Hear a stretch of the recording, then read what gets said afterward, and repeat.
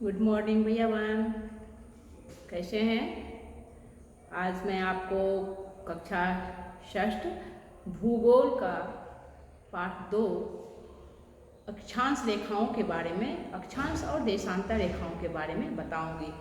पिछले वीडियो में आपने देखा कि अक्षांश रेखाएं क्या हैं, 5 प्रमुख अक्षांश रेखाओं के बारे में आपने जाना।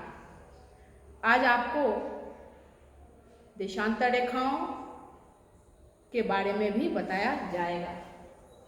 आप यहाँ देख रहे हैं कि अक्षांश रेखाएं क्या है। मैंने बताया था कि ग्लोब पर पूरब से पश्चिम पड़ी हुई यानी क्षैतिज रेखाएं हैं, वह अक्षांश रेखाएं कहलाती हैं। और अब यह पृथ्वी के ग्लोब पर उत्तरी ध्रुव से दक्षिणी ध्रुव को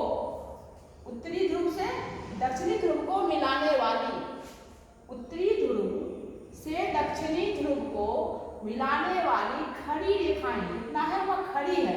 ये रेखा पड़ी है, ये रेखाएं क्या है, पड़ी है, और ये रेखा क्या है, खड़ी है।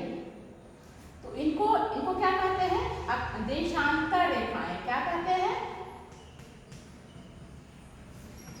देशांतर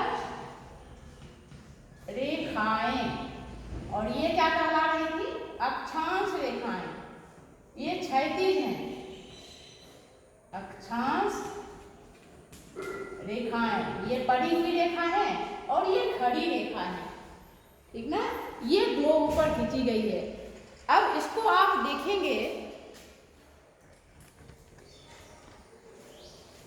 कि ग्लोब पर ये पड़ी रेखा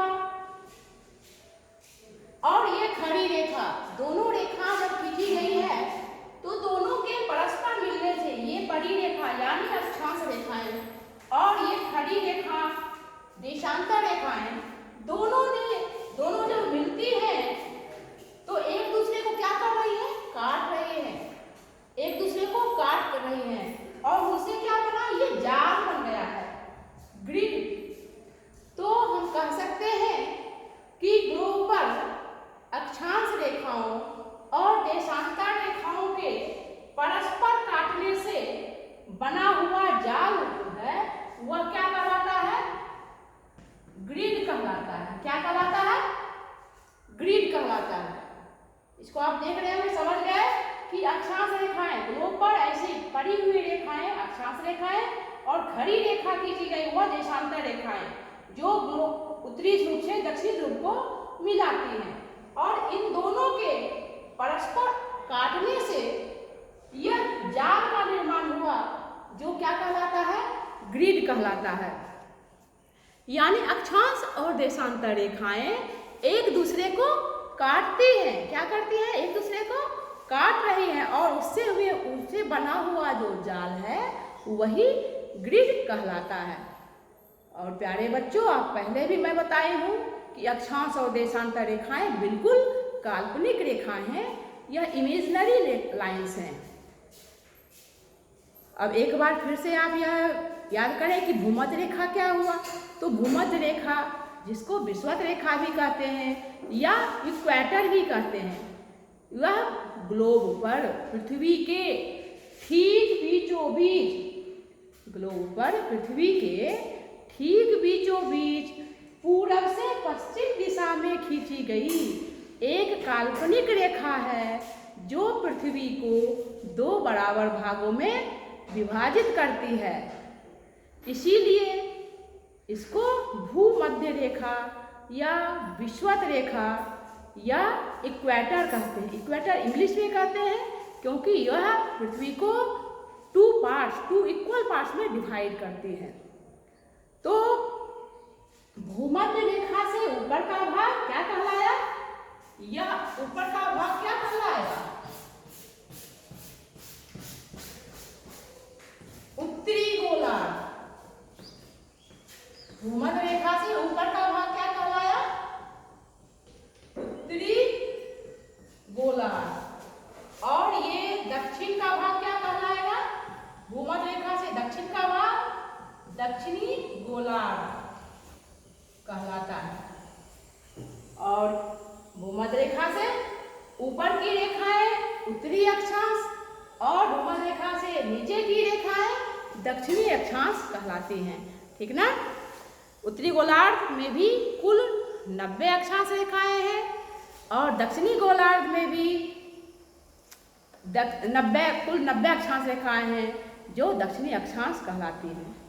90 डिग्री उत्तरी अक्षांश और 90 डिग्री दक्षिणी अक्षांश एक बिंदु के समान है और बिंदु मात्र ही है और वह उत्तरी ध्रुव तथा दक्षिणी ध्रुव कहलाता है।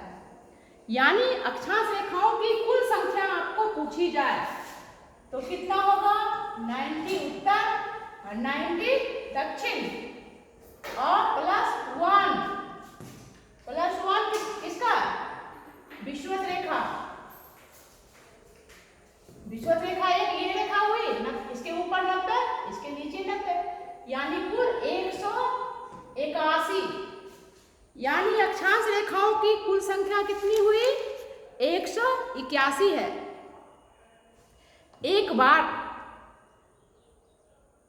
अगर उनको हम छोड़ दें, उत्तरी ध्रुव और दक्षिणी ध्रुव, यानी 90 डिग्री 90 का जो उत्तरी ध्रुव पर उत्तरी अक्षांश है और 90 डिग्री दक्षिणी अक्षांश, इन दोनों को अगर हम हटा दें तो कुल कितने हो गए?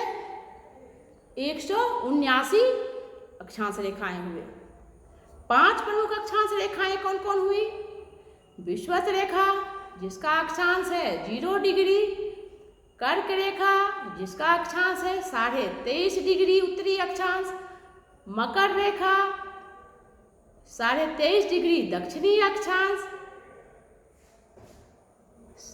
आर्कटिक वृत्त 66.5 डिग्री उत्तरी अक्षांश तथा अंटार्कटिक वृत्त 66.5 डिग्री दक्षिणी अक्षांश।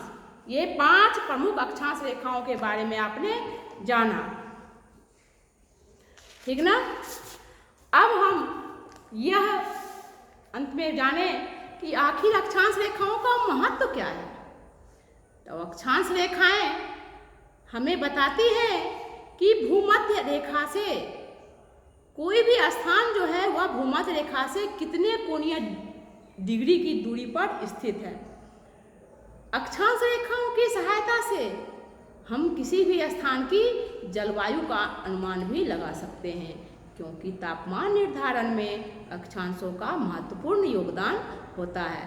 अक्षांश और देशांतर रेखाओं की सहायता से ग्लोब, मानचित्र या एटलस में किसी स्थान को ढूंढना काफ़ी आसान हो जाता है। तो प्यारे भैया बहन, आज बस इतना ही।